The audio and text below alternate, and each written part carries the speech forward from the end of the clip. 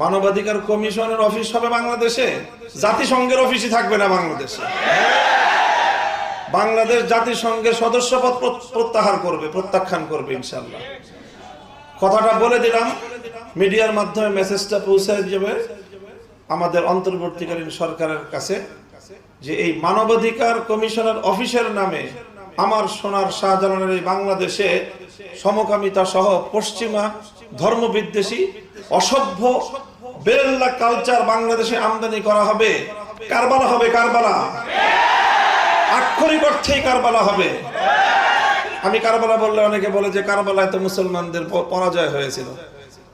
কারবালায় মুসলমানরা পরাজিত হয় নাই। মুসলমান শহীদ হইলেই পরাজিত হয় না। মুসলমান ইমাম হুসাইন কারবালায় পরাজিত হন নাই, বরং শাহাদাতের মধ্য দিয়ে কিয়ামত পর্যন্ত ইয়াজিদের কবর রচনা করে গেছেন। শাপলা চত্বরে